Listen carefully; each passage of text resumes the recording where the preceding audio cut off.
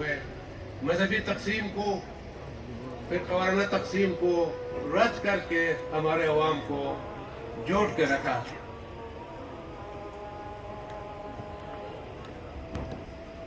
دوستوں اور ساتھیوں، بلا شبہ ہمارے آغا علی رضوی صاحب نے بالکل صحیح کہا کہ آج اس سٹیج پہ جو عوامی ایکشن کمیٹی جو گلگت بلتستان کے 10 اضلاع کی 20 لاکھ عوام کی آواز ہے، یہاں اگلے ایجنڈے کا آنے والے جو ہماری پالیسی ہوگی، جو ظلم و جبر ہے ہمارے ساتھ، جو ہمارے وسائل پہ حملے ہیں، جو ہماری دولت پہ حملے ہیں، جو ہمیں مغلوب کرنا چاہتے ہیں دولت کے زور پہ، طاقت کے زور پر، اس کے خلاف ہماری جدوجہد کی کیا سمت ہوگی، کیا لائے عمل ہوگی، یہ بالکل آج طے ہونا چاہیے. دوستو، عوامی ایکشن کمیٹی کی جو لڑائی ہے بلا شبہ 2012-13 سے اس تحریک نے، اس عوامی ایکشن کمیٹی نے، اس کی ہسٹری گواہ ہے. کبھی ہم نے طاغوتی قوتوں کے سامنے، جبر کی طاقتوں کے سامنے، اسٹیبلشمنٹ کے سامنے کبھی ہم نے سر نہیں جھکایا، بلکہ ان کو سر جھکانے پہ مجبور کیا ہم نے. حالیہ جنوری کی تحریک میں ہمیں کہا گیا کہ آپ نے پہلے ISI سے مذاکرات کر بریفنگ لینی ہے، پھر MI سے بریفنگ لینی ہے، پھر جنرل سے بریفنگ لینی ہے، اس کے بعد ہم اجازت دیں گے تو آپ مذاکرات پہ جائیں گے حکومت کے ساتھ. ہم نے ان کو کہا تم ہوتے کون ہو؟ ہمارے سرحدوں کے چوکیدار. ہم تمہیں تنخواہ دیتے ہیں سرحدوں کی حفاظت کے لیے. ہماری کمزور ہی صحیح، بے بس ہی صحیح، جس حکومت نے ہمارے اوپر ٹیکس لگائے ہیں، جس حکومت نے ہماری سبسڈی کا ختم کیا ہے، ہم ان سے مذاکرات کریں گے. ان کا گلا دبانا ہے، ان کے ساتھ نرمی سے بات کرنا ہے، ان کا کان مروڑنا ہے، دم مروڑنا ہے، گلا دبانا ہے، ہم ان سے ہی کریں گے. تم سے کوئی مذاکرات نہیں کریں گے. تم نے مذاکرات کے لیے ہمیں نہیں لایا. تم سے جو کام جو تم نے دیا ہے سرحدوں کی حفاظت کا، تم بہت اچھا کر رہے ہو، ہم دیکھ رہے ہیں. ہمارے بلتستان کے 5-6 گاؤں تم نے گنوا دیا کاروبار کے ذریعے. ہمارا کرگل کا محاذ تم نے ضائع کیا، ہمارے کافر پاٹ، سیاچن، اور اس کے سے پہلے چائنا کو تم نے ہمارے 2000 بربمی لے لیا، تمہارے جنرل نے دے دیا 1960 میں. یہ تمہاری کسی کی جہیز مایا ہوا تھا. تم نے ہمارے علاقے کو ایک مشق ستم بنایا ہے اپنے کاروبار کے لیے، اپنے معاشی مفادات کے لیے. ہم تمہیں اس کی اب اجازت نہیں دے سکتے. جو گرین کارڈ ٹورزم کے تحت جو معاہدہ کیا ہے اس کمپنی کے ساتھ، وہ خاکی کمپنی ہے، وہ فوجی کمپنی ہے. ہمیں پتا ہے، عام آدمی بھی سمجھتا ہے. جس حکومت نے کیا ہے اس حکومت کو، گلبرگ کی حکومت کو ہم بتانا چاہتے ہیں تم نے بہت بڑی قوم سے غداری کی ہے. اب بھی وقت ہے کہ اس معاہدے کو ختم کرو. نہیں کہہ سکتے ہو تو استعفیٰ دے دو. اب تم اس خطے پہ، خطے کے عوام پہ حکومت کرنے کا، راج کرنے کا، عوام کا مینڈیٹ تم کھو چکے ہو. عوام سے غداری کی ہے تم نے، 20 لاکھ عوام سے غداری کی ہے. ان کے وسائل کو تم نے ایک خاکی کمپنی کے حوالے کیا ہے، ان کی دولت کو ان کے حوالے کیا ہے.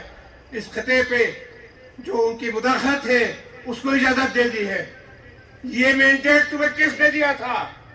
جو گورننس آرڈر ہے جس کے تحت تم نے حلف لیا ہوا ہے، اس گورننس آرڈر میں یہ اختیار ہی نہیں ہے تمہارے پاس. وہ آرڈر ہے، ایگزیکٹو آرڈر ہے. یہ اسمبلی غیر آئینی ہے، غیر قانونی ہے، انٹرنیشنل لا کے خلاف ہے.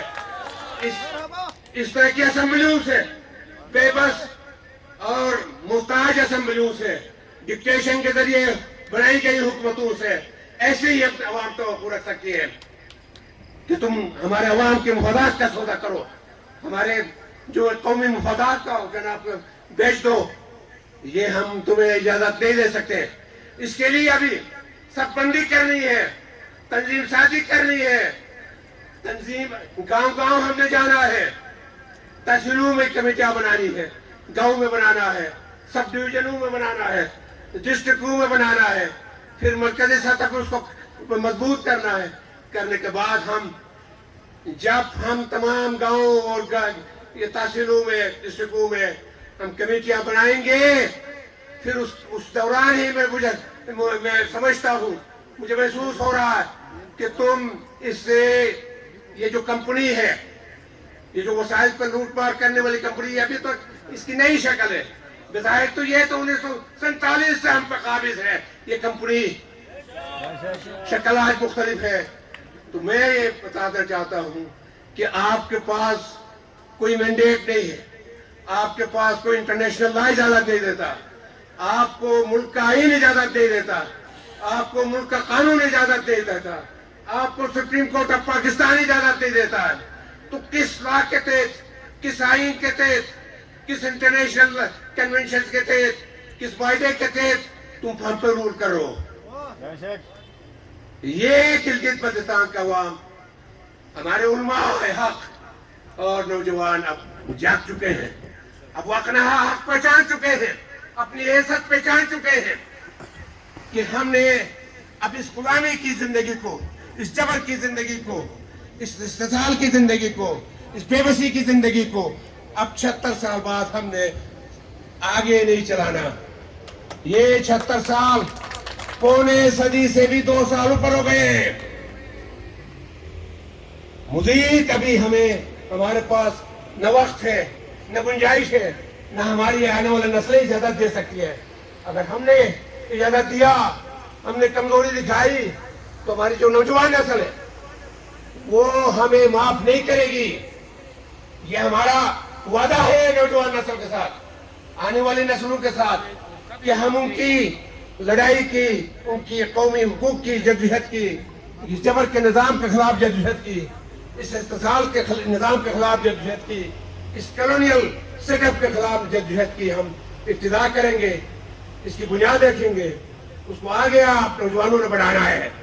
इसलिए मैं बार बार कहता हूँ, ये जो लड़ाई है, ये अवामी एक्शन कमेटी की जो जद्दोजहद है, ये नौजवानों की लड़ाई है, उनके मुस्तकबिल की लड़ाई है। तो इसलिए नौजवानों को अब आगा आना होगा। आपकी रहनुमाई हमारे हर जिले में मरकजी सतह पर हमारे उलमा हक है, उलमा हक वो आपकी रहनुमाई करेंगे, और हमारे जो मरकजी कायदीन है वो आपकी साथ सपोर्ट करेंगे। ये लड़ाई, अब इस लड़ाई को थमना नहीं चाहिए, इस लड़ाई को अभी कमजोर नहीं होना चाहिए, इसको अभी आगे बढ़ना चाहिए, इसको और तेज होना चाहिए। क्योंकि जिस जालिमाना निजाम के साथ हमारी लड़ाई है, जिस जबर के कुव्वतों के साथ हमारी लड़ाई है, जिन कुव्वतों के साथ ने हमारे वसाइल पर कब्जा किया हुआ है, हमारे हुकूक पर कब्जा किया हुआ है, हमारी आवाज पर कब्जा किया हुआ है, हमारी तशख़्ख़ुस पर कब्जा किया है, उनके साथ लड़ाई कोई आसान लड़ाई नहीं है, कोई मामूली लड़ाई नहीं है, एक लंबी लड़ाई है। उसमें हो सकता है हमें, और लाजमी बात है, हमें कश्मीर के अवाम की भी हिमायत की इजाज़त होगी, पाकिस्तान के 24 करोड़ अवाम की हिमायत भी हमें हासिल होगी, क्योंकि इस जबर के निज़ाम के वो भी शिकार हैं। पाकिस्तान के मेहनतकशवान भी जबर के शिकार हैं, इस्तेसाल के शिकार हैं, खुदकशियाँ रोज आए दिन। अभी इस वक्त सुना कि सिर्फ कराची में ही रोजाना 200 से 250 अफराद गर्मी से मर रहे हैं।